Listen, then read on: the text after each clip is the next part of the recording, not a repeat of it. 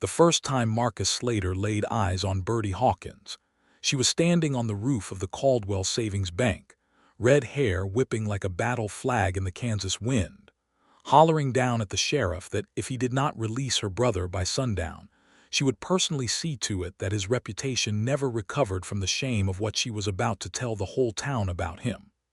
That was the summer of 1878, and Caldwell, Kansas, was the kind of town that ate soft people alive. Marcus had been riding in from the south, saddle-sore and trail-worn, his horse Cinder picking her way down the main street of Caldwell with the unhurried patience of an animal that had seen too much of the world to be impressed by any of it. He had heard shouting before he had even reached the edge of town, and he had pulled the brim of his hat down lower, the way a man does when he is hoping to ride past trouble without it recognizing him. But then he had looked up, because the voice doing the shouting had a particular quality to it, a heat and a clarity that made a person look whether they meant to or not. She was something else entirely. She wore a dove-gray skirt that was thoroughly ruined at the hem from the climb, and her boots were scuffed brown leather, and her red hair had come down entirely from whatever arrangement it had started the day in, and she stood up on that roof with her hands on her hips like she owned everything beneath her feet and was merely tolerating the presence of other people on her property. Marcus brought Cinder to a stop in front of the general store and looped the reins around the hitching post, and he stood there in the afternoon heat watching the woman on the roof and listening to her negotiate with the sheriff of Caldwell, Kansas, as though she were discussing the weather. "I know for a fact, Sheriff Dunning," she called down, her voice carrying easily over the crowd that had gathered in the street, "that you have been collecting a personal surcharge from every cattle outfit that passes through this town, and I have written documentation of 3 separate instances. Now you release my brother, or that documentation finds its way to the territorial governor by the next mail rider, and we will see how long you hold on to that star you are so fond of polishing." There was a long silence from the street below. Marcus watched the sheriff, a thick-necked man with a walrus mustache and a complexion going red in stages, stand with his thumbs in his belt and stare up at the woman on the roof. The crowd had gone quiet. 2 cowboys near Marcus exchanged a look. An old woman on the boardwalk across the street pressed her handkerchief to her mouth and seemed to be praying. "Ma'am," the sheriff said finally, his voice strained with the effort of maintaining dignity, "you come down off that roof before you hurt yourself." "I will come down when you release Thomas Hawkins," the woman said pleasantly, "not a moment before." She sat down cross-legged on the roof, as comfortable as if she were settling in for a picnic, and folded her hands in her lap and looked out at the horizon with an expression of perfect contentment. Marcus felt something move in his chest that he could not immediately identify. He had been to a good deal of towns in his 31 years, had been through Abilene and Dodge City and Wichita, had crossed the nations and ridden the Kishom Trail twice, and he had never in his life seen anyone negotiate quite like that. He found himself leaning against the hitching post, arms folded, watching with genuine interest to see how the whole affair resolved itself. It resolved itself, as it turned out, in the woman's favor. 20 minutes later, a young man of perhaps 19 or 20 was escorted out the front door of the sheriff's office looking rumpled and sheepish and enormously grateful, and the woman on the roof made her way back down the way she had come up, which appeared to be by way of the rain barrel and the porch railing at the side of the building, with a nimbleness that suggested she had been climbing things since she could walk.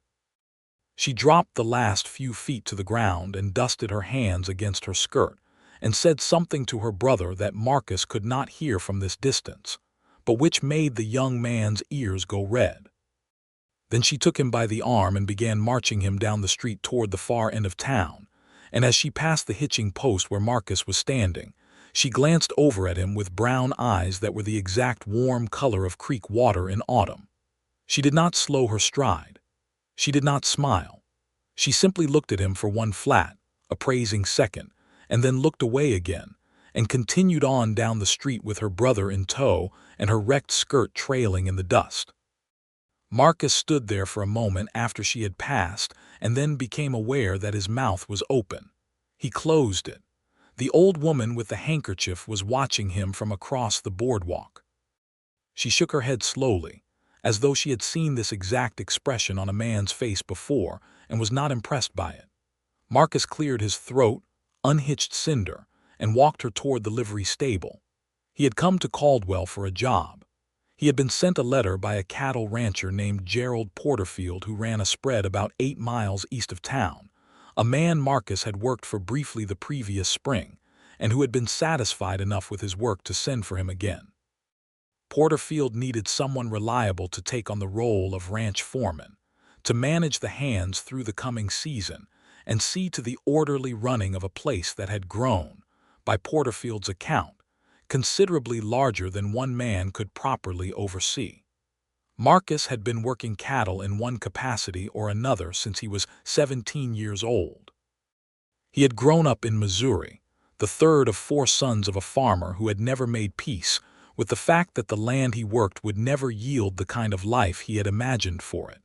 And Marcus had left at 17 with $20 and a horse, and a conviction that there was better work to be found if a man was willing to ride far enough to find it. He had found it, more or less. He was good with cattle and good with horses, and good at the particular kind of quiet authority that kept a crew of 10 or 15 men from turning their boredom into disaster. He was not especially given to trouble, and trouble was not especially given to seeking him out. He was, by his own assessment, a steady man, not remarkable, not given to wild gestures or passionate declarations. The kind of man who fixed things when they broke, who kept his word, who did not make promises he could not keep. He had learned early that the world did not reward spectacular men nearly as often as it rewarded reliable ones. He checked Cinder in at the livery and arranged for her to have extra oats and a good rubbing down, and then he went to find a room for the night and to inquire after Gerald Porterfield, and he did not think about the woman on the roof again, or at least he tried not to. He found Porterfield at the Silver Horse Saloon, nursing a whiskey at a back table with the air of a man conducting business.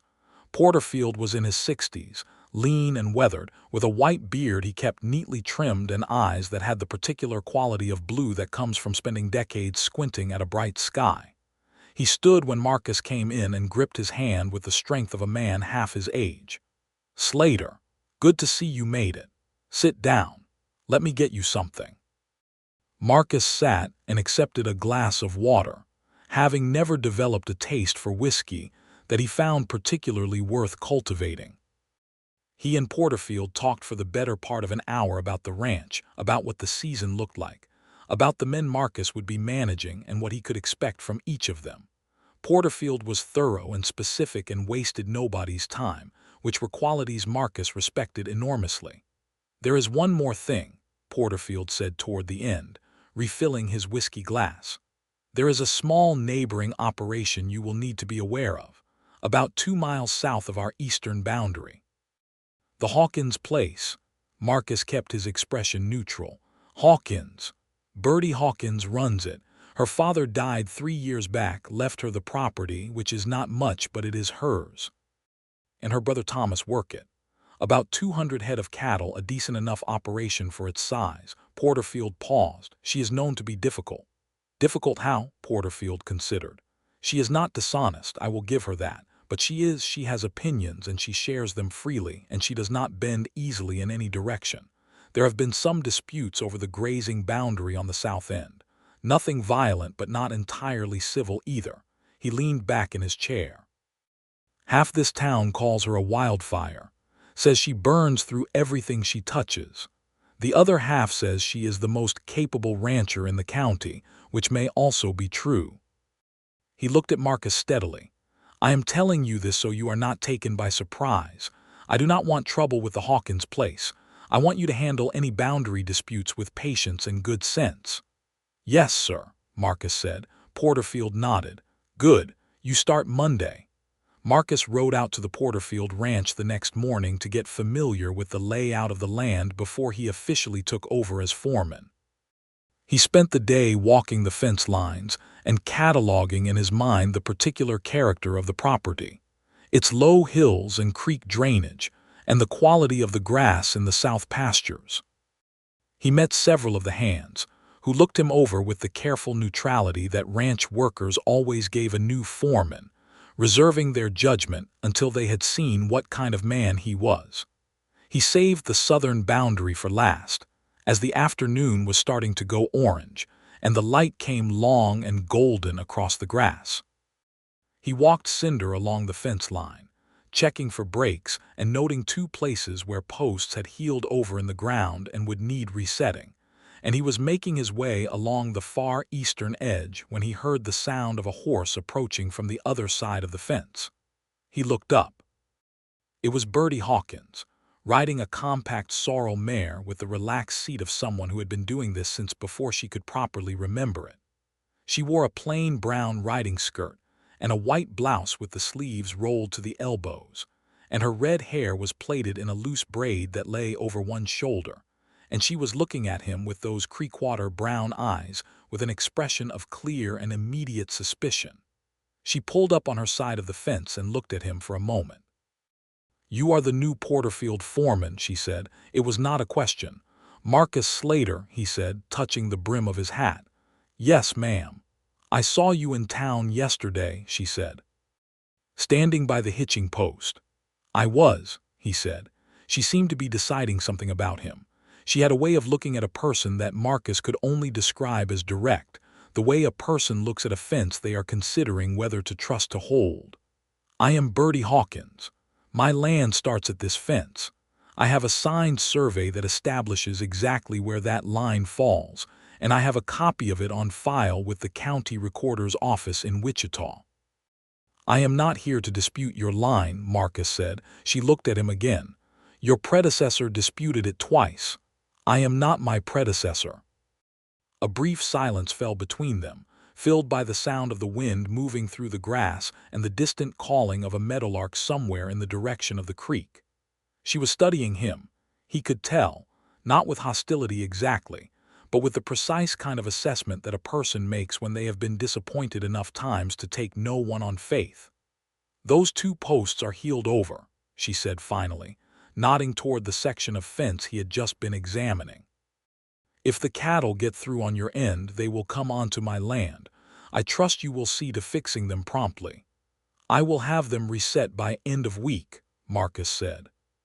She held his gaze for one more second, then turned her mare and rode back toward her own property without another word, her braids swinging against her back.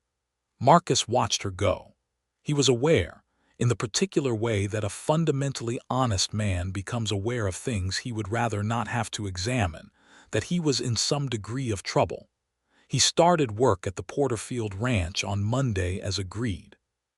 He was good at this kind of work, at the physical and organizational demands of running a cattle operation, and the hands warmed to him more quickly than he had expected, perhaps because he was straightforward with them and did not set himself above the work he was asking them to do.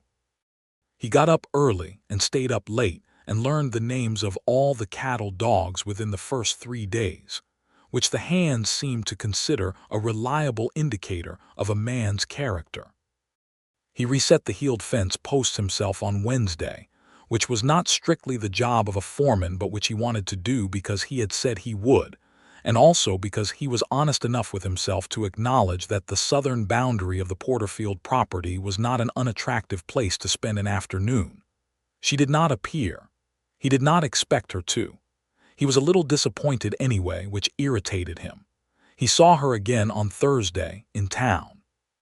He had ridden in for supplies, and he was loading feed sacks into the back of the ranch wagon when he heard her voice from inside the general store, arguing with the proprietor, a nervous man named Abbott, about the price of salt. "That price has gone up 40% since last season," she was saying when Marcus came through the door to get the last item on his list. "You cannot tell me the railroad has raised its freight rates by 40%, Mr. Abbott. I will not believe it." Abbott was behind his counter, mopping his forehead with a cloth. "Miss Hawkins, I assure you, Prices have risen across the board. I have the figures from the Merchants Association Bulletin, which was printed last month, and I brought it with me. She produced a folded pamphlet from the pocket of her skirt and placed it on the counter with the firm authority of someone laying down evidence in a courtroom. Page 4. Freight rate schedules for the southern Kansas region. I would very much like for you to show me which of these figures supports the price you are asking me to pay for salt. Marcus picked up the coil of rope he had come in for and paid for it and left without interrupting.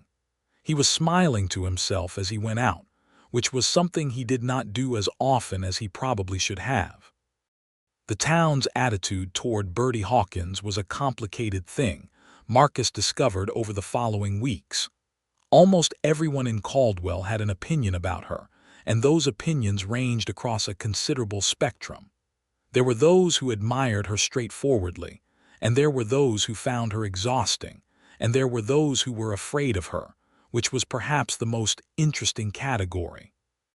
She had, he was told, built the Hawkins ranch largely herself after her father's decline, had made decisions that most people thought were wrong and turned out to be right, had gone to court twice to defend her property rights against men who had assumed she could be outmaneuvered simply because she was a woman working alone. She had won both times. People called her a wildfire, and they said it the way people talk about things that are beautiful and dangerous and entirely outside their ability to control. She burned through assumptions. She burned through excuses. She burned through the comfortable certainties that men had built up around the idea of what a woman on the frontier could and could not do. She left changed ground behind her wherever she went, and some people found that scorched ground useful and some people found it alarming, and some people, Marcus thought, simply could not take their eyes off the flame. He fell solidly into the last category, and he was not proud of how quickly he had gotten there. It was 4 weeks into his employment at the Porterfield Ranch that the first real crisis arrived, and it arrived in the form of a man named Deacon Webb. Deacon Webb was a land broker from Wichita who had been moving through this part of Kansas for the past several months, purchasing property. He was not violent exactly, but he was the kind of man who preferred to apply pressure through legal and financial channels rather than through direct confrontation, which made him, in some ways, more dangerous than the straightforwardly rough sort. He wore good suits and carried a briefcase and spoke in the measured tones of someone who had learned that calm voices frighten people more effectively than raised ones. He had approached Gerald Porterfield twice with purchase offers. Porterfield had declined both times, politely but firmly, and Webb had not pushed. Porterfield had the resources and the legal standing to make pushing an uncomfortable proposition. The Hawkins Ranch was another matter. Marcus found out about it on a Tuesday morning when Thomas Hawkins rode hard up the Porterfield Drive and came to find Marcus at the horse barn, his young face tight with anxiety. Thomas was 20 years old, a slight young man with his sister's red hair and a good deal of her determination, though not yet as much of her composure. "Webb has filed a claim with the county court," Thomas said, barely off his horse. "Says our south pasture overlaps with a previous land grant he has acquired. Says the survey our father had done was improperly registered." Marcus straightened from what he had been doing, which was examining the hoof of Cinder's left foreleg, and looked at the young man. "Was the survey improperly registered?" "No," Thomas said. "Birdie has every paper. She has had them since our father died. She keeps everything." He swallowed. "But the hearing is next week in Wichita, and she needs someone to ride there with her. She won't say she does, but she does. And I can't leave the cattle. We are short a hand as it is." He looked at Marcus with a directness that reminded him strongly of his sister. "You have been fair with us, fairer than the last Porterfield man. I'm asking if you would ride with her, as a neighbor, not anything official." Marcus was quiet for a moment. He thought about what Porterfield had said about handling things with patience and good sense. He thought about Birdie Hawkins on a rooftop in the wind. He thought about the way she had said his name had not yet been verified, but the fence line had been established and he intended to honor it. "I will talk to Porterfield," he said. "But yes, if he can spare me for 3 days, I will ride with her." Getting Birdie Hawkins to agree to the arrangement was a considerably more complex undertaking than getting Porterfield to agree to it. Marcus rode to the Hawkins place that evening and found her in the yard, mending a section of bridle leather by the light coming from the open barn door. She looked up when he came through the gate, and her expression arranged itself into that careful, appraising look he had come to recognize. He explained what Thomas had asked him and what he had offered. He kept it simple and did not dress it up with anything that might sound like condescension, because he had an instinct that she would find condescension more offensive than almost anything else. When he had finished, she was quiet for a moment, the bridle leather still in her hands. "I do not need an escort," she said. "I know that," Marcus said. "I am offering to ride along, not to manage anything. I have been to Wichita several times, and I know the courthouse, and I know which hotels are clean and which are not, which seems like practical information regardless of anything else." She looked at him. "Why would you do that? You work for Porterfield." "Porterfield does not want trouble with your ranch, which is what Mr. Webb's claim would create if it succeeded," Marcus said. "And Thomas asked me." And he paused and then decided to simply be honest because he had a feeling she would see through anything less. And it seems like the right thing to do. A long moment passed. An owl called from somewhere in the cottonwoods by the creek. "Fine," she said at last. "We leave Thursday at first light. You will need to keep up." "I generally manage," Marcus said. She looked at him again with that direct, measuring quality, and something moved briefly in her expression that was not quite a smile, but was adjacent to one. Then she went back to her bridle leather, and Marcus understood that he had been dismissed. They left Thursday at first light, as she had said, and she was already mounted and waiting in the road when Marcus came up from the direction of the Porterfield ranch, which he thought said everything about her sense of punctuality, and probably also about her desire to establish that she was not the one who would be waiting on anyone. They rode in relative silence through the early morning, when the grass was still silver with dew, and the sky was going from gray to pink to the particular clear blue that Marcus associated with Kansas in high summer. He did not try to fill the quiet with talk because he had learned by now that she was not a woman who appreciated talk for its own sake, and also because the morning was genuinely beautiful and he saw no reason to cover it over with words. After about 2 hours she spoke. "How long have you been doing this kind of work?" "About 14 years, Marcus said. "Since I was 17. "You are from Missouri," she said. It was not a question. He glanced at her. "How do you know that?" "Your vowels," she said simply. "My father was from Missouri. I know how they talk." She paused. "He came out here in 1858, before I was born, bought land that everyone told him was too dry to work. He proved them wrong for about 20 years, and then his heart gave out and left me to prove them wrong the rest of the way." "Your mother," Marcus asked carefully. "Died when Thomas was born," Birdie said without sentimentality. "I was 9. I have been running that household since I was old enough to reach the stove without a step-stool." Marcus was quiet for a moment, thinking about what that meant. 9 years old, running a house. 11, 12, 13, learning the ranch alongside a grieving father. He thought about the woman on the rooftop, the way she had held herself as though the whole rooftop were hers, the way she had negotiated with the authority of someone who had never been given the option of uncertainty. "You have done well," he said, and he meant it without decoration. She glanced over at him. "You are not going to tell me I am remarkable for a woman, because your predecessor, your operation is good," Marcus said. "Anyone looking at it can see that." "I would say the same regardless of who was running it." Another of those brief pauses that were not quite smiles crossed her face. She looked back at the road ahead. They rode on. By the second hour, they were talking more easily, the way people do when they are on horseback together in open country, and the landscape is wide enough to make close conversational territory feel less exposing.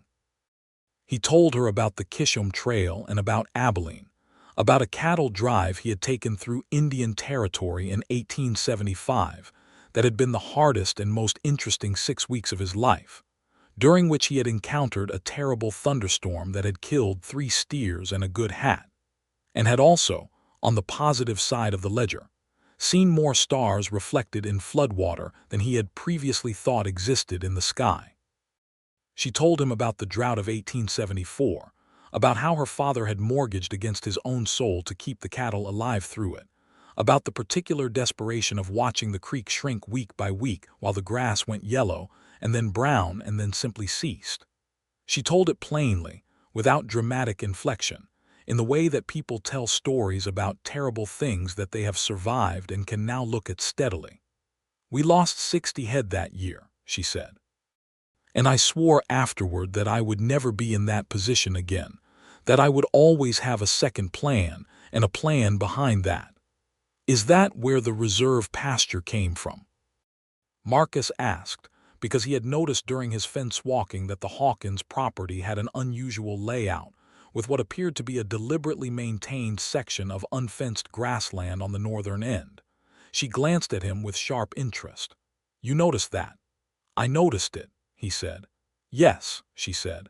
"We keep that section unseeded. It fills in naturally in a dry year with deep-rooted grasses that need less water. It is not productive land in a good season, but in a bad one it is the difference between holding your herd and selling it at ruin prices." She paused. "Most people think I am wasting it." "Most people are thinking about the good seasons," Marcus said. She was quiet for a moment. "Yes," she said. "Exactly." They arrived in Wichita on Friday evening, having made better time than Marcus had expected, partly because both Cinder and Birdie's sorrel mare were good travelers, and partly because Birdie set a pace that was efficient rather than comfortable, and Marcus had no particular desire to be the one to suggest they slow down. He knew a hotel on the north end of the main street that was clean and reasonably priced and run by a woman named Mrs. Callahan, who was scrupulously professional, and whose breakfast biscuits were well worth the price of the room. He booked Birdie a room on the second floor and himself a room at the end of the hall, and they parted for the evening with a nod. And he lay awake for longer than was useful thinking about the ride and the things she had said and the particular quality of her voice when she was being direct about something she cared about, which was always. The hearing was Friday morning. Deacon Webb had engaged a lawyer named Hartley from Wichita, a careful and precise man in a good gray suit, and Birdie had her papers in a leather folio that she carried with the self-contained certainty of someone who already knows they are right and is merely waiting for the official process to confirm it. Marcus sat in the gallery and watched. She was extraordinary. The county judge was a weathered man named Forsyth who had heard a great many land disputes and had about him the air of someone who had thoroughly run out of patience for the ones that wasted his time. When Birdie laid her documents on the table and walked through them methodically, the original survey filed by her father in 1861, the county recorder's receipt, the subsequent update filed after the land was improved in 1869, the tax records showing continuous payment, Judge Forsyth's expression went from professional neutrality to something approaching respect. Deacon Webb's lawyer made his arguments. They were, Marcus could see, not without technical merit, but they were the arguments of someone who was hoping the documentation on the other side was incomplete, and it was not incomplete. It was thorough to a degree that spoke of years of careful maintenance. Forsyth dismissed Webb's claim before noon. Outside the courthouse, in the hard summer sunlight of a Wichita street, Webb stopped them on the steps. He was a smooth-faced man in his late 40s, with the kind of surface friendliness that did not go all the way through. "Miss Hawkins," he said pleasantly, "I want you to know I hold no ill will. These things happen in the course of business." Birdie looked at him. "They happen in the course of your business, Mr. Webb, because you are accustomed to people not having their paperwork in order. I have had mine in order since I was 22 years old." She picked up her folio. "Good day." She walked down the steps. Marcus followed, and as he passed Webb he gave the man a look that said, clearly and without words, that there was nothing further to discuss, and Webb did not say anything further. On the street, Birdie let out a long breath and stood in the sunlight for a moment with her eyes closed, and Marcus watched her exhale 3 years' worth of careful worry about those papers, about that claim, about whether the thing she had built on her father's land was finally, fully, legally safe. When she opened her eyes, she found him watching her. "Thank you," she said, "for riding with me."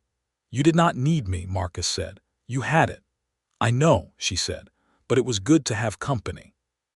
She said it simply, without ornament, and it landed on Marcus with the weight of something far more significant than the words themselves. They rode back on Saturday, taking slightly longer because the urgency was gone, and neither of them had any particular reason to hurry. They stopped midday by a creek to let the horses drink and eat the lunch that Mrs. Callahan had packed for them without being asked, wrapped neatly in cloth and stored in Marcus's saddlebag. They sat on the bank of the creek in the shade of a cottonwood tree and ate cornbread and cold beef and drank water from their canteens, and the conversation that had been building since Thursday morning somewhere in its structure and in its easy pauses was moving, Marcus felt, toward something he could not quite see, but that he was beginning to want very much to be able to see clearly. "Can I ask you something personal?" Birdie said, and the question itself seemed to cost her a small amount of something. "Yes," Marcus said. "You are 31 years old," she began. "How did you know that?" "Thomas asked around," she said without apology. "You are 31. You are good at your work. You have a steadiness about you that most men in this line of work do not have." She paused. "Why have you never stayed anywhere long enough to build something?" It was an honest question. He sat with it for a moment because it deserved an honest answer. "I think," he said slowly, "I was always waiting to find a place that felt worth staying for." She looked at the creek water moving over the smooth stones of the bed. "And have you?" He looked at her. The cottonwood leaves were moving in the small breeze off the water, and the light came through them in pieces and lay across the bank in shifting patches, and she was sitting with her knees folded to one side and her braid over her shoulder and her hands wrapped around her canteen, and she was looking at the creek with a careful expression that he thought meant she already knew she had asked a question that had a particular answer. "I think I might be getting there," Marcus said. She was quiet for a long moment.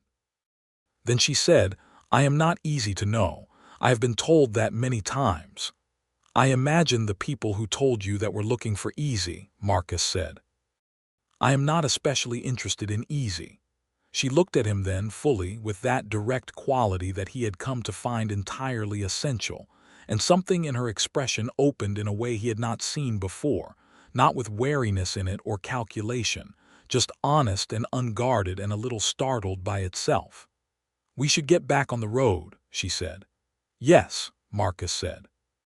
They rode back through the afternoon and into the early evening, and arrived at the boundary of their neighboring properties, just as the sun was going down in a display of orange, and rose that Marcus privately thought was somewhat excessive for a Tuesday. He rode with her to her gate and they stopped there and the horses stood easy in the cooling air. "Thank you," she said again. "You are welcome," he said again.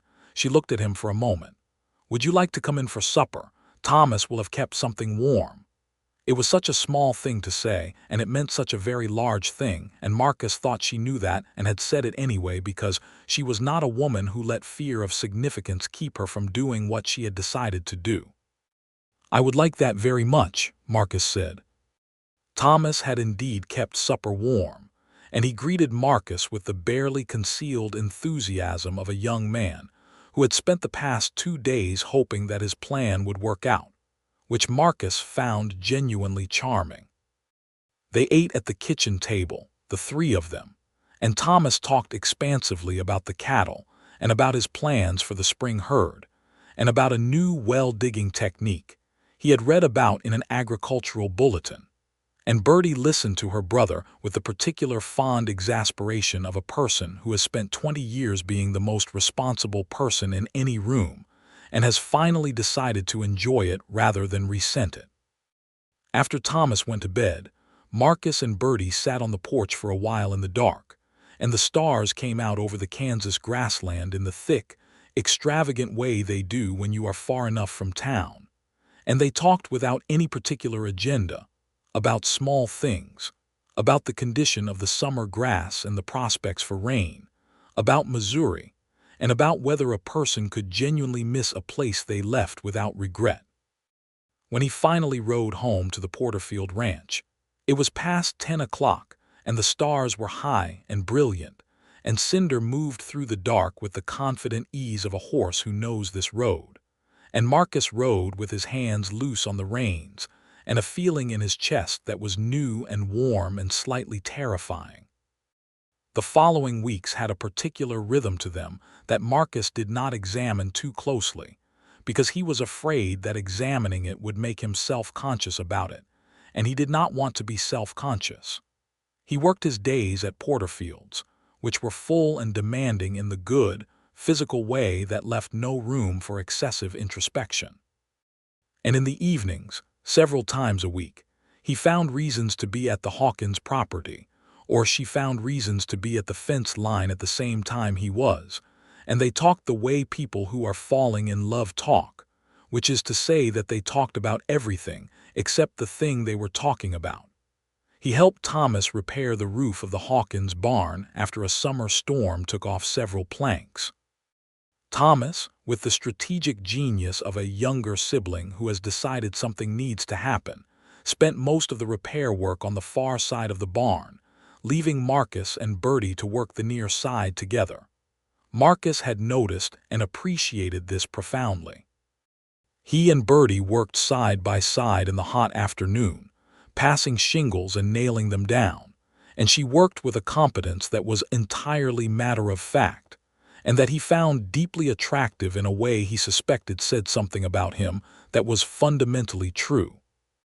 At one point she was on the roof, and he was on the ladder below her, handing up tools, and she leaned over to take a hammer from his hand, and their fingers overlapped around the handle for one suspended moment, and she looked down at him from above with an expression that had nothing of the appraising quality in it anymore, just a warmth that went all the way down. She leaned back and went on nailing shingles. Marcus went back down the ladder and stood for a moment at the bottom with his hand on the rail, and the late afternoon sunlight was coming in under the eave of the barn and lying across the yard in long gold bars, and somewhere down by the creek a killdeer was calling, and he thought, "I have to say something soon, or this is going to get away from me entirely." He said something 2 days later.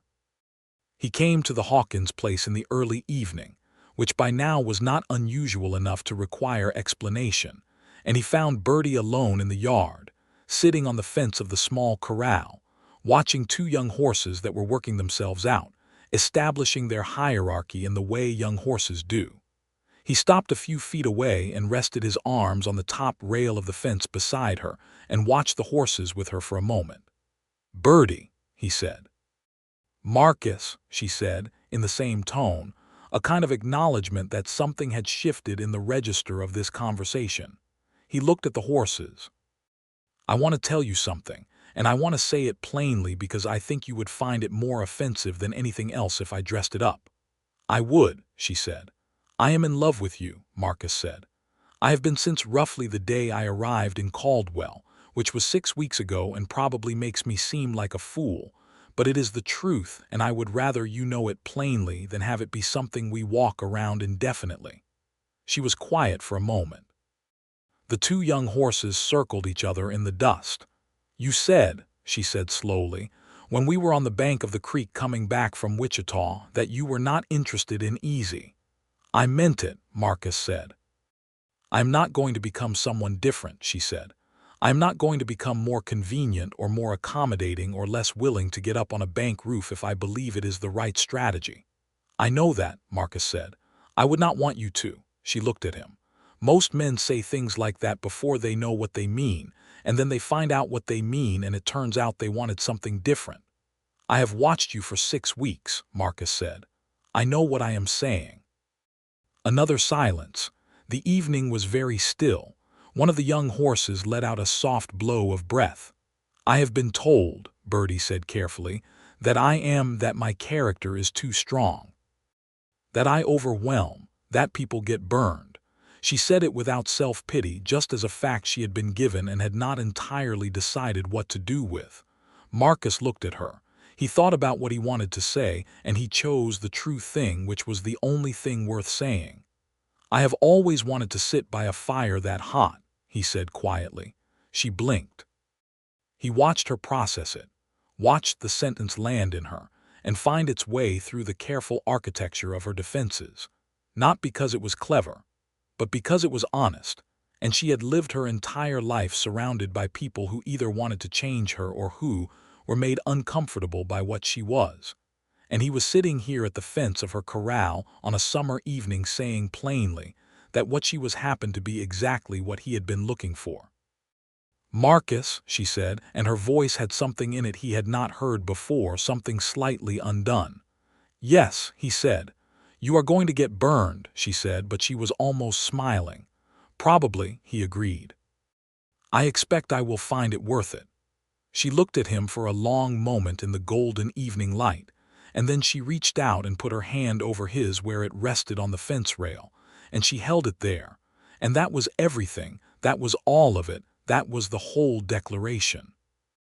They sat by the fence in the evening until the stars came out, talking quietly, and the horses settled in the corral, and the nighthawks came out to hunt in the dusk. And Thomas came out of the house at some point and saw them and went quietly back inside again with the expression of a young man who had orchestrated something successfully and was very pleased with himself.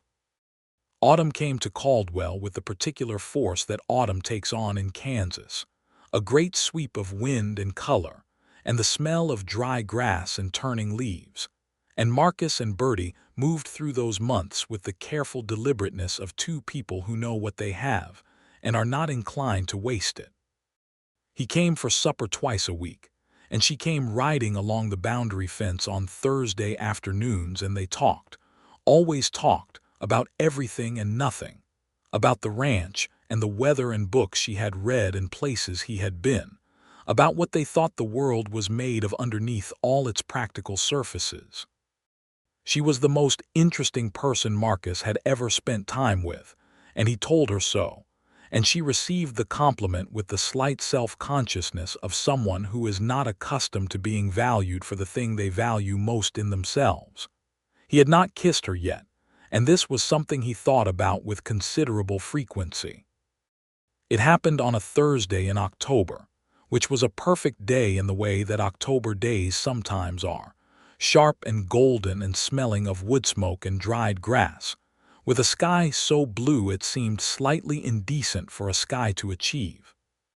They had ridden out together to check the far southern fence line, which had been worrying both of them slightly because the cattle pressure from the Porterfield side had been heavier than usual, and there was a section that Marcus wanted to assess before winter. They dismounted at the fence and walked it together for a ways, Marcus checking the wire tension and the post condition while Birdie walked beside him with her hands in her coat pockets and her braid flicking in the wind. It was very easy, he thought, to be beside her. She was not a person who filled space with unnecessary words or needed reassurance or required that the air around her be managed. She simply existed, fully and without apology, and being near her was like standing near a source of warmth. He found the weak section and they both examined it and agreed on what needed to be done. And as they straightened up from inspecting the last post, they were standing very close together, closer than they had planned, the way proximity happens on a narrow stretch of fence line when two people are paying attention to the same thing. She looked up at him. He was a few inches taller than her, and in the October light her hair was the color of embers, the deep red of something burning low and hot and endlessly, and her brown eyes were warm and steady and entirely clear, and she looked at him in the way she had of looking at things she had decided to trust. "Marcus," she said. He kissed her, not tentatively. He was not a tentative man by nature, and the moment had been long enough building that tentativeness would have been an insult to it. He kissed her the way a person kisses someone when they have thought about it for 3 months, and they are absolutely certain they mean it. She kissed him back with the straightforward conviction of someone who has made up their mind and is done deliberating, and the Kansas wind moved over the long dry grass around them, and Cinder and the sorrel mare stood patiently at the fence, as horses do, and the October sky was so blue it hurt. When they stepped back from each other, she pressed her fingers briefly to her mouth and looked at him with an expression he had never seen on her face before, something young and a little astonished, something that made her look exactly her 26 years for the first time rather than the 10 years older that her composure usually made her seem. "Well," she said. "Yes," Marcus agreed. She took a breath. Then she straightened her coat and picked up her horse's reins and said, "The middle post still needs a new brace." "It does," Marcus said. "I will send Thomas over with the supplies Saturday." "Thank you," Marcus said.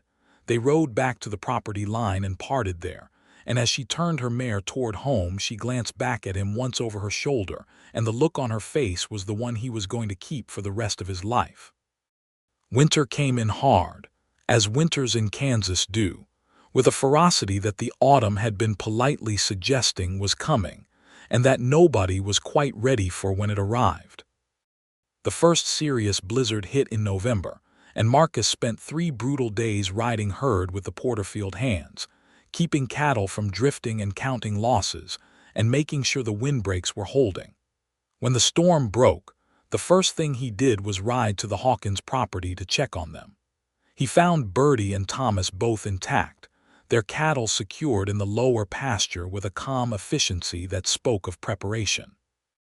Birdie had set hay out before the storm hit, had driven the cattle in early when she read the sky correctly 2 days before the blizzard came, had kept everything where it needed to be through 3 days of brutal cold.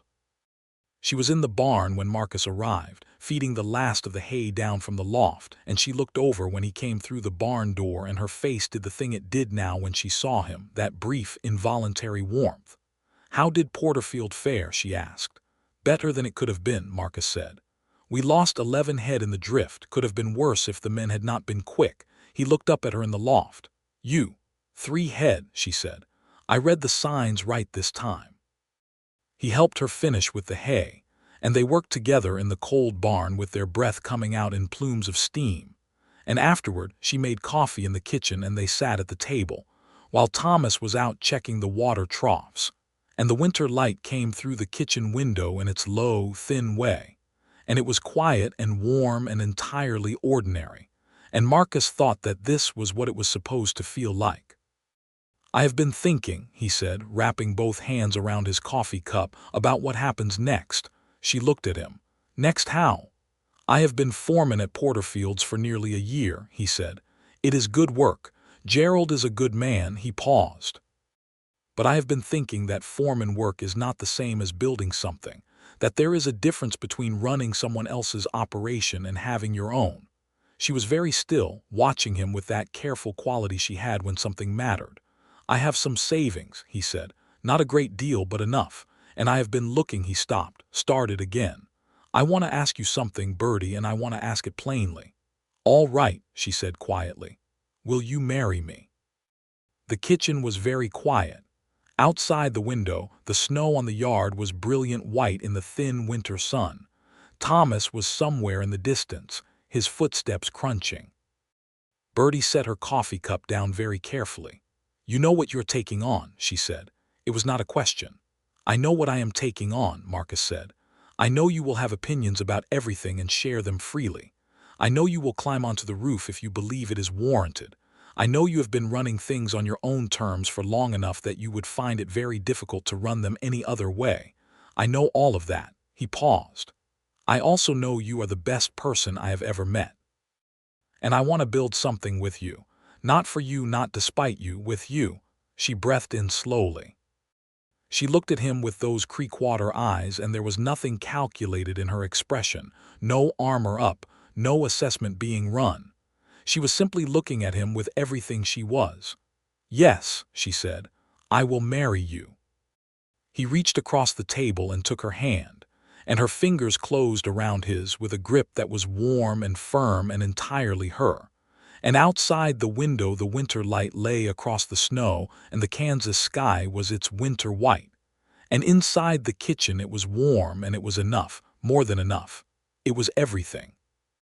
They were married in March, when the snow was melting off the grassland and the first green was coming back into the ground, at the small church on the south end of Caldwell, in a ceremony that was simple and brief, and attended by Gerald Porterfield and his wife Catherine, by several of the ranch hands who had grown genuinely fond of Marcus, by Mrs. Callahan from the hotel in Wichita who had taken a somewhat personal interest in the proceedings, and by every neighbor within 20 miles who had heard about it and decided to come, which was everyone. Thomas stood up for Marcus, which had been Marcus's idea, and which had moved Thomas nearly to tears, though he recovered his composure with the red-faced determination of a young man who has decided he is not going to cry in front of everyone and is going to succeed or die trying. Birdie wore a dress of deep blue wool with cream trim that she had made herself over the winter months, working on it in the evenings by lamplight, and Marcus had not been permitted to see it until she came through the church door on Thomas's arm. And when he saw it, when he saw her, he was very glad he was already holding something solid because he thought he might have needed to.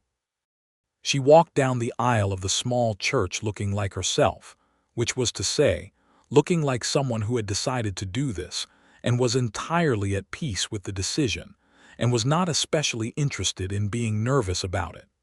She looked at Marcus with those steady brown eyes, and the warmth in them was the kind of warmth you can live by.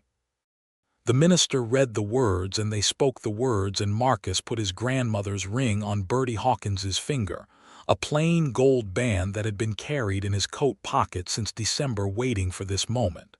She looked down at it. Then she looked up at him. "Birdie Slater," she said quietly, trying it out. And then she looked faintly amused by herself, which was perhaps the most beautiful thing Marcus had ever seen. "Still yourself," Marcus said. "Just also mine." "Don't push it," she said. The minister said they were married. Thomas cheered. Several people laughed. Catherine Porterfield made a sound that was suspiciously close to a sob. Gerald Porterfield looked at Marcus with the expression of a man who has seen things in his long years and knows when he is watching something that is going to last.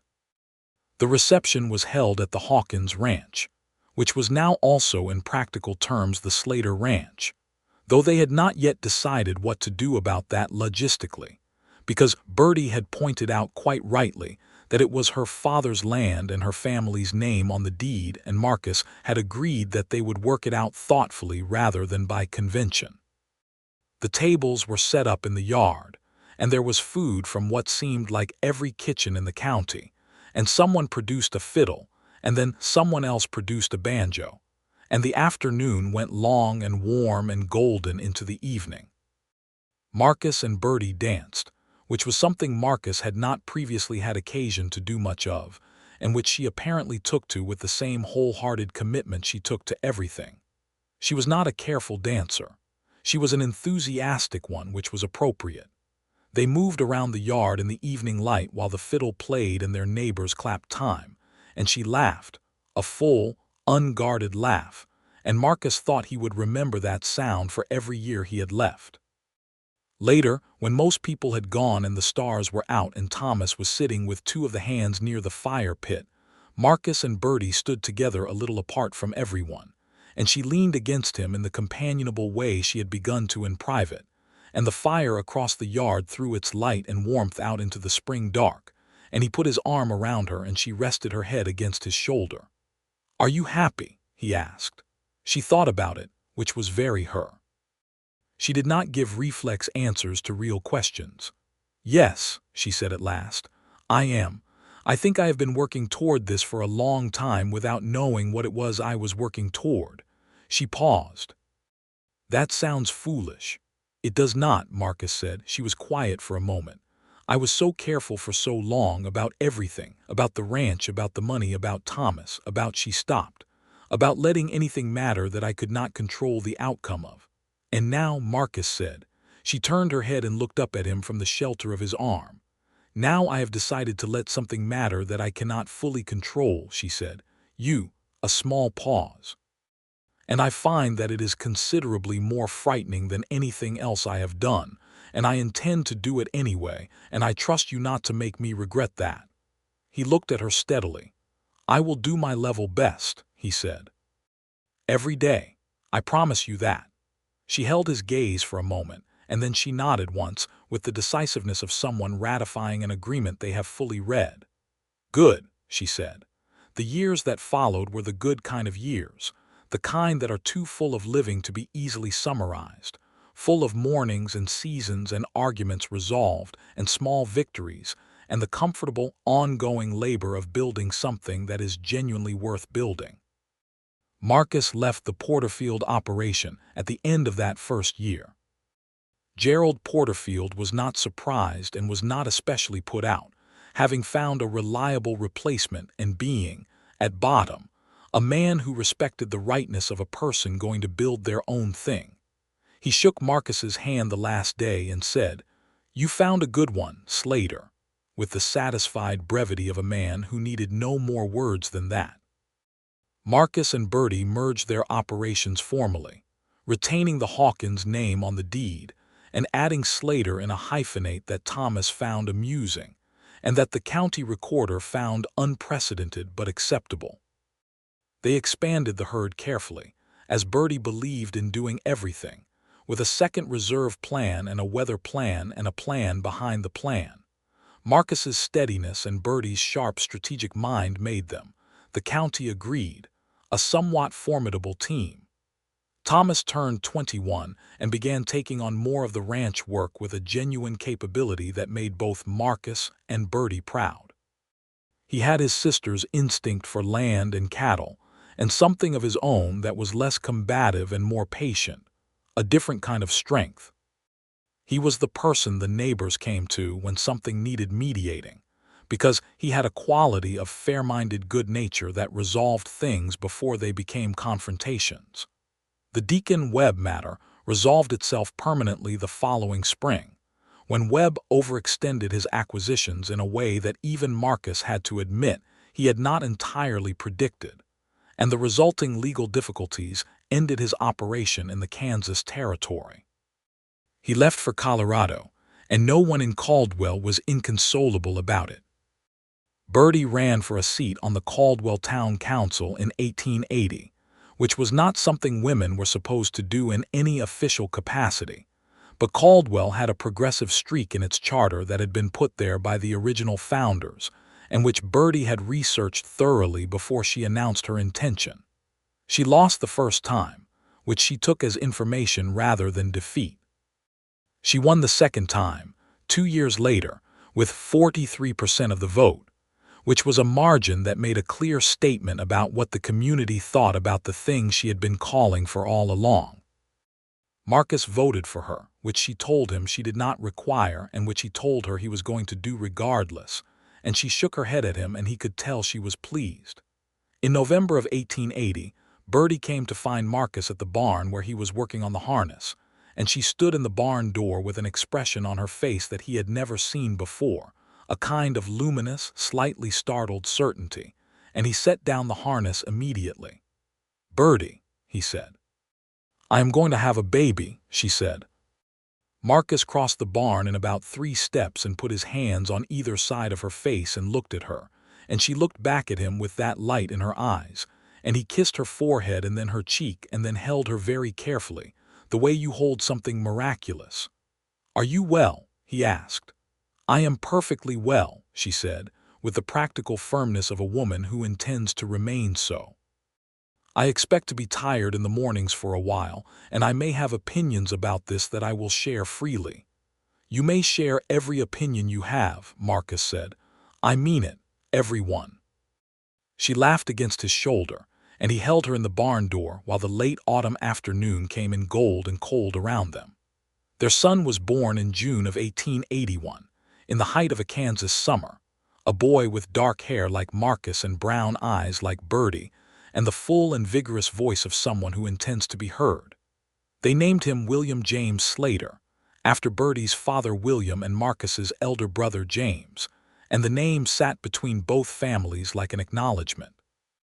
Thomas, who turned 23 that year and was entirely unprepared for the emotion of becoming an uncle, held the baby with the careful and terrified tenderness of someone cradling something infinitely precious and fragile, and the expression on his face was one that Marcus wished he had a photographic instrument to preserve. Birdie recovered from the birth with the brisk efficiency she brought to everything, though Marcus was watchful about it and insisted on taking the night shifts with William through the first month, which Birdie initially argued against and then accepted with the grace of someone learning, with some effort, to let herself be cared for.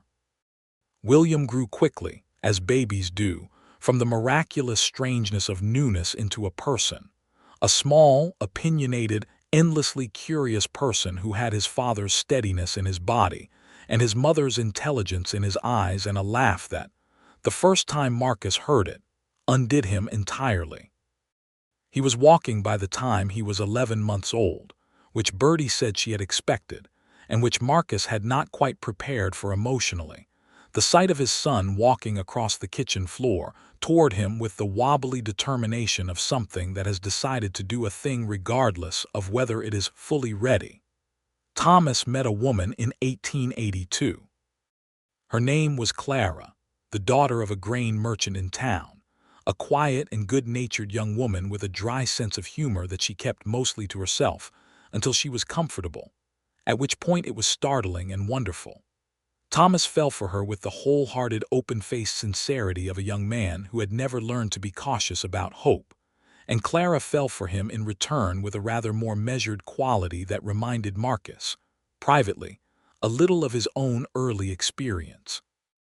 Birdie took to Clara with a care that was not entirely without assessment but which was, underneath it, genuinely warm.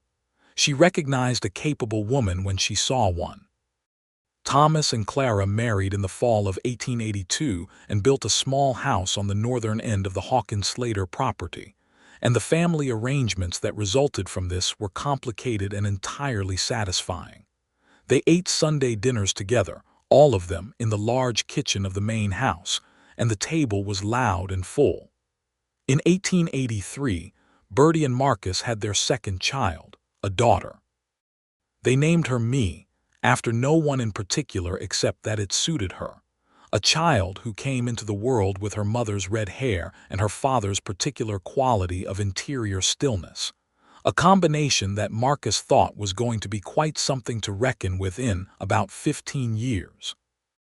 William, who was 2.5, considered his new sister for a long time on the day she came home, with the focused intensity of a person doing serious evaluation.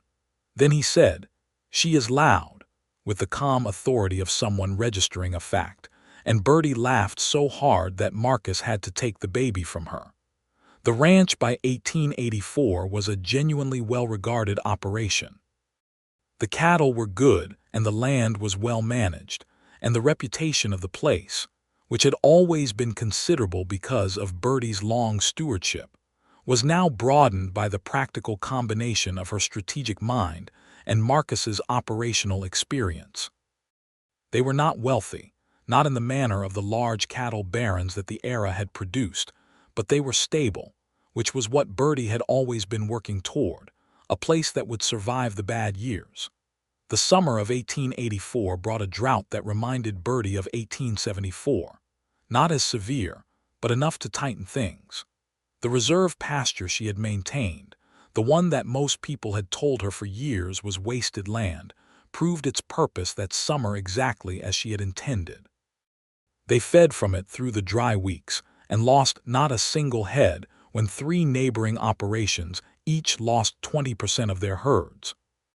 Marcus, watching her manage through the dry weeks, was struck again by the same recognition he had had on the fence line outside Wichita. Here was a person who thought clearly when thinking was hard, who held her course when holding was costly, who had built her foresight into the land itself because she trusted herself more than she trusted favorable conditions. He told her so one evening when the drought had finally broken, and the first real rain in 6 weeks was coming down on the roof of the house in a steady and healing sound.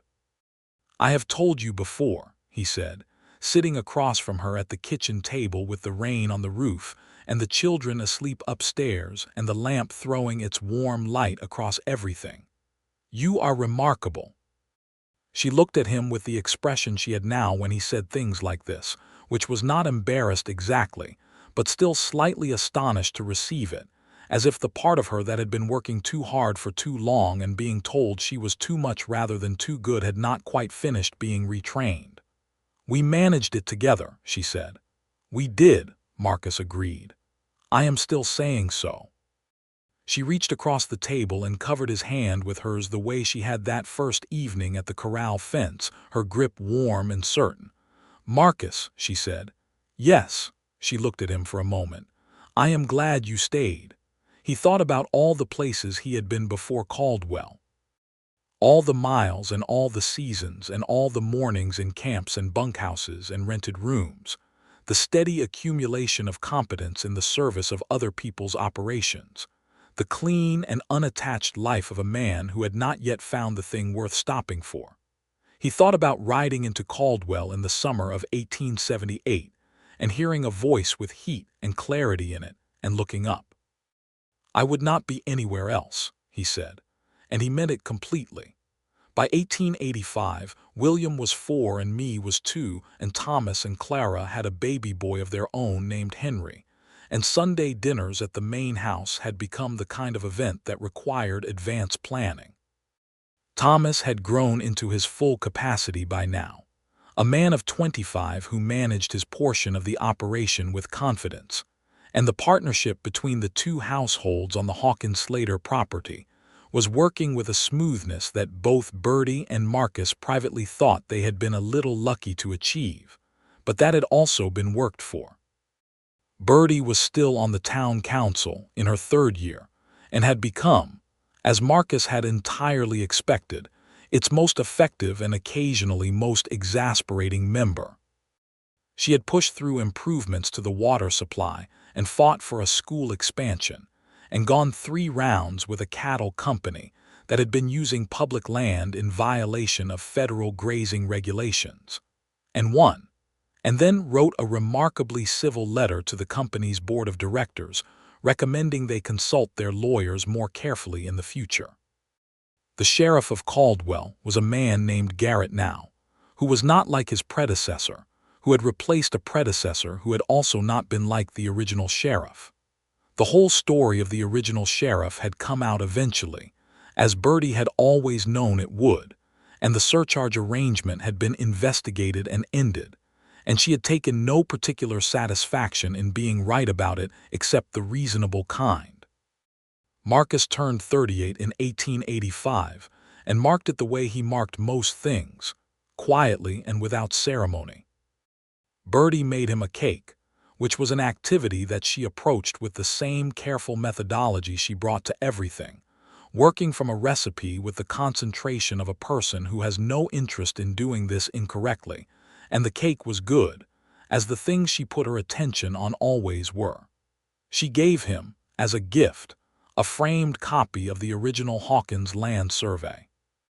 It was the document her father had filed in 1861, the one she had laid on the table in front of Judge Forsyth in Wichita, the one that had been the foundation of everything. And she had had a glass frame made for it in Wichita, and it was, Marcus thought, the most perfectly chosen gift he had ever received. He hung it in the room off the kitchen that served as their office, and it stayed there, clear and legal and permanent, the documented beginning of everything that had grown from it. Thomas came to Marcus one evening in the autumn of 1885 when the leaves were turning, and there was a bite in the air that promised winter. He came with a kind of careful excitement and sat down at the kitchen table where Marcus was going over figures, and waited until Marcus looked up. "I want to expand the northern operation," Thomas said. "There is a tract of land adjacent to our north boundary, about 200 acres, good grass, a spring-fed water source." The man who owns it has been approached by a Denver mining outfit that wants the water rights, but he would rather sell to someone who will keep it as ranch land. He paused. I have spoken to Clara. We have enough saved with the credit from this year's sale to make a serious offer. Marcus set down his pencil. Have you spoken to Birdie?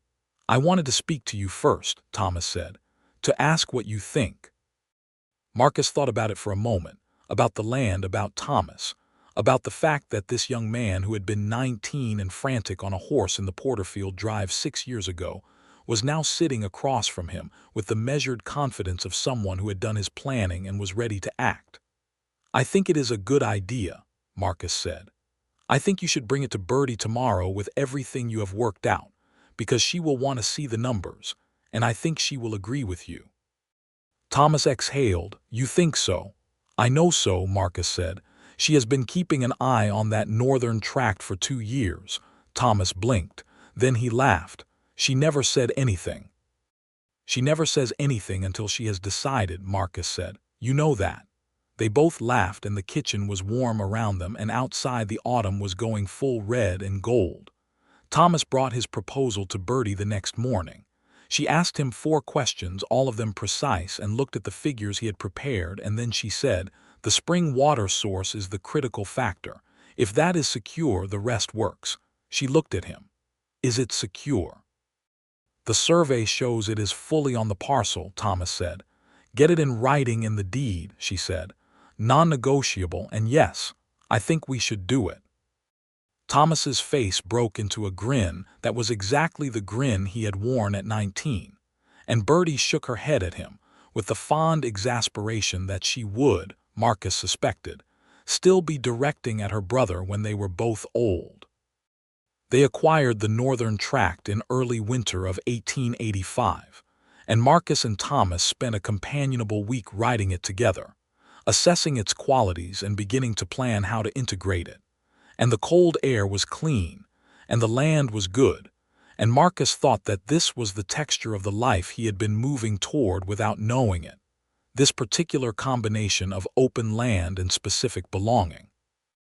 The winter of 1885 into 1886 was not gentle, but it was manageable, and they came through it intact. William turned 5 in June, and in September began going to the expanded school that Birdie had fought for, riding in with Marcus on the mornings when Marcus was going to town. He was a quiet boy with a great deal going on inside, who asked questions carefully and listened to the answers with a fullness of attention that Marcus recognized as something that had come down the family line on both sides.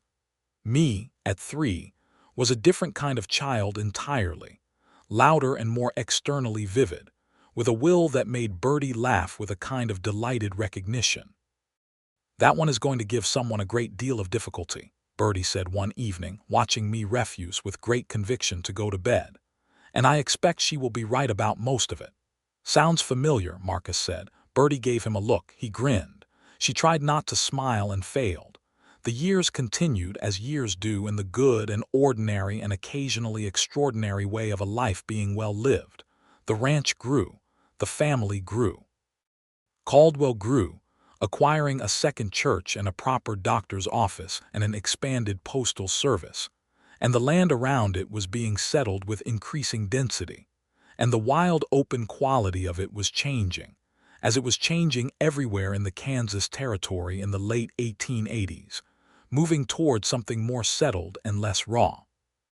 Marcus sometimes felt the passage of that change as a kind of wistfulness, because he had come of age in the open country and had a particular attachment to its scale. But then he would look at what they had built, at the specific and rooted beauty of this place they had made, at the survey on the office wall and the children in the yard, and the woman who was his wife and his partner and the truest thing he had ever known, and the wistfulness would settle into something more complete. In 1887 he and Birdie took a trip to Wichita, just the two of them, leaving the children with Thomas and Clara for 3 days, the first time they had been away alone since their ride to the courthouse 9 years earlier. They stayed at Mrs. Callahan's hotel, which was still there, still clean, still serving biscuits that were worth the price. Mrs. Callahan, who was 70 now and not especially given to sentiment, took Birdie's hand when they arrived and said, "You look well," with an emphasis that meant considerably more than it said. Birdie smiled at her. "I am well," she said. They walked through Wichita in the evenings and ate supper at a restaurant that had a window overlooking the Arkansas River and talked, as they always talked, about everything.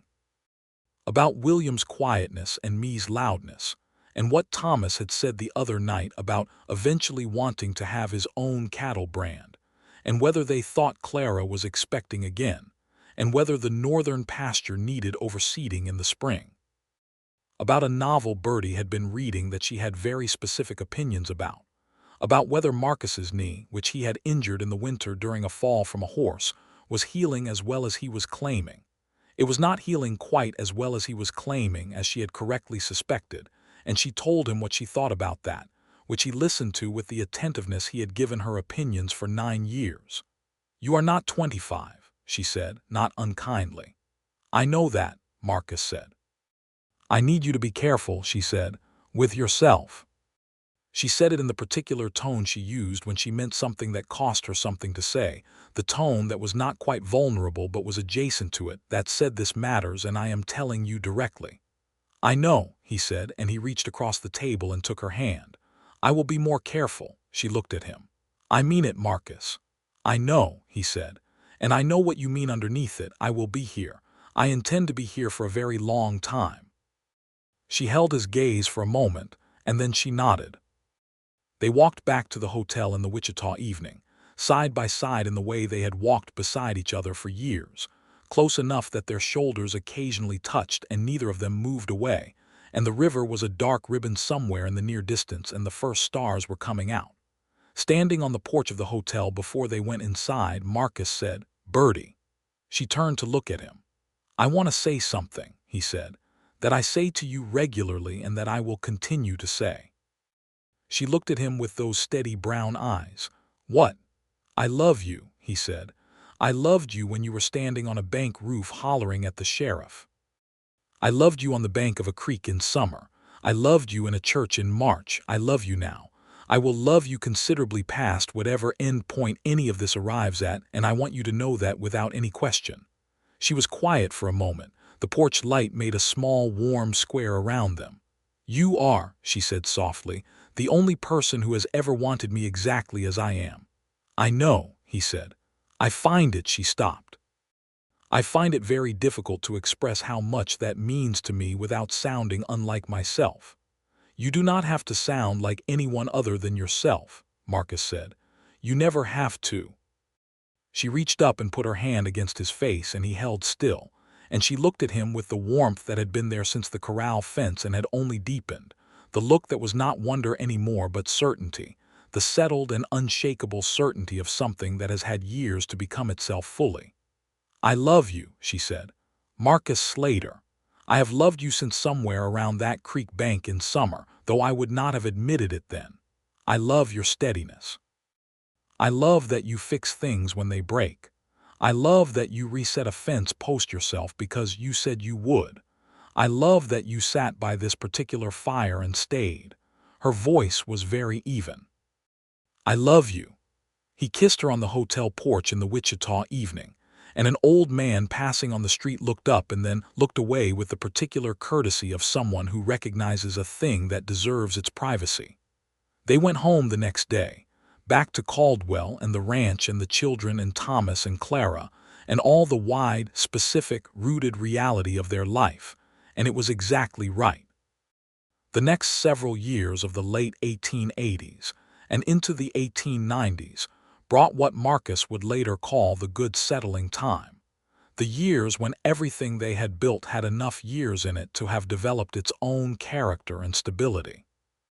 William grew into a boy of serious intelligence and quiet capability, who by the age of 9 was helping with the cattle with a genuine usefulness, and who was reading above his age, and who had decided, with the particular firmness of a child who has made up their mind, that he wanted eventually to study land management and agriculture formally, in the way that institutions were now beginning to offer. Birdie listened to this plan with the expression of a person hearing something that pleases them profoundly. She had not had the opportunity herself, had learned everything from her father and from necessity, and from books she had sought out on her own, and the idea of her son being able to learn it in a more formal and systematic way struck her as exactly the kind of forward motion she had always believed in. "Then that is what we will work toward," she told him, and set aside a portion of the proceeds from the next cattle sale toward it with a precision and intention that told Marcus everything about what she thought of the plan. Me, at 7 and 8 and 9, was exactly who she had always appeared to be, a force of vivid, opinionated nature who climbed trees and argued cattle prices at the supper table, with information she had obtained from paying extremely close attention to the adults around her. She had her mother's red hair and her father's eyes in their color, but her mother's quality in them, that direct, appraising, nothing-hidden look that made people feel simultaneously very seen and slightly examined. Marcus adored her completely, and she knew it, and exploited it without significant remorse, which Birdie pointed out to him regularly. "You cannot give her whatever she asks for simply because she asks well," Birdie said one evening, after me had successfully argued her way into being allowed to attend a cattle auction that Marcus had originally said was not for children. "She made a valid argument," Marcus said. "She made a manipulative argument," Birdie said. "Also valid," Marcus said. Birdie looked at him. He grinned. She did not smile, but the corner of her mouth moved slightly. "You are going to raise a tyrant," she said. "A capable one," Marcus said. Thomas and Clara had 3 children by 1891, Henry and then a girl named Ruth and then another boy they named George. And the extended family that gathered on Sundays now required the moving of the table into the main room. These Sunday dinners were, Marcus thought, among the best things in his life. The noise and the competing conversations and the children underfoot and Thomas's laugh, which had never changed from the frank, whole-body laugh of the young man who had come galloping up the Porterfield Drive 8 years ago. Birdie had stepped back from the town council at the end of her second term, having decided that she had accomplished what she had set out to accomplish, and that there were other things worth the time. She had not entirely stepped away from civic life, because that was not possible for her, but she had channeled her attention back toward the land and the operation and a project she had been thinking about for several years, which was a grazing cooperative for the smaller ranch operations in the county. The cooperative took her 3 years to build, from the first conversations with skeptical neighbors to the signed agreements and the shared winter grazing arrangements and the collective purchasing of seed stock. And it worked, as the things she built always worked, because she had planned every contingency and built relationships carefully, and because she was Birdie Hawkins Slater, and when she decided something was going to happen, she gave it everything she had until it did. Marcus helped where he was useful and stepped back where she needed the space, and this had been their manner for years, this particular calibration of when to be alongside and when to stand clear, which they had worked out through the simple method of paying close attention to each other. His knee continued to give him occasional trouble, which he managed without complaint and with slightly more care than he had managed anything at 25, because Birdie had said she needed him to be careful, and he had meant what he said about intending to stay. In 1893, William left for the agricultural college in Lawrence, Kansas, and his departure was the kind of milestone that a family knows is coming and still is not entirely ready for when it arrives. Birdie stood in the yard watching her 15-year-old son ride away toward his future, and her face was very still in the particular way it was still when she was feeling something fully and did not want to be watched feeling it. Marcus stood beside her and did not say anything, only put his arm around her, and she leaned into it without hesitation. "He will be fine," Marcus said eventually. "I know he will be fine," Birdie said. "He is better prepared than I was at twice his age." She was quiet for a moment. "I am simply not prepared for the part where they leave." "No," Marcus said. Neither am I, she turned and looked at him, and her eyes were bright in the way they were not often bright, and she said, "We did something good there." "We did," Marcus said. They went inside and had coffee and talked about the week's work, and the house had the particular quality of a space that has been slightly changed, and they carried it the way you carry all the good things that cost something. Me remained, for which both of them were grateful in ways they did not need to articulate. She was 11 and enormous of personality, and filled the house with the kind of vivid presence that makes absence feel like an absence. She was also becoming, quietly, in the way of children who are watching everything, an extraordinarily capable student of the ranch, asking questions that Marcus sometimes had to think hard to answer well. The grazing cooperative's first full year of operation was 1894, and it saved 3 member operations from significant loss during a dry spring that would otherwise have been damaging. The county newspaper in Caldwell ran a piece about it, crediting the initiative to Birdie Slater, and she read the piece and set the newspaper down and said, "They spelled cooperative incorrectly," which Marcus thought was the most perfectly her response she could have given. He saved the newspaper. The seasons continued, as seasons do, in the reliable and various way of time when it is being lived rather than endured. There were good years and difficult years and years that were simply ordinary, and the ordinary years were in some ways the best, the ones where nothing went dramatically wrong and everything simply proceeded, where the cattle were healthy and the grass was good and the roof did not need replacing, and the family dinners were loud and the nights were quiet and the work was satisfying, and the person beside you in the morning was the same person you had chosen and would choose again without hesitation. In 1896, William came home from Lawrence with his formal credentials and a head full of ideas about land management and soil science, and he came home with a young woman named Adeline Porter, the daughter of a professor, a small, precise person with warm eyes and strong opinions about things she cared about, which apparently included, among other things, William. Birdie took to Adeline in about 45 minutes, which Marcus privately thought was a near record. William, at 18, was not yet ready to marry, and everyone understood this without it needing to be said. But Adeline visited that summer and rode fence with William, and helped with the harvest and ate Sunday dinner with the whole family.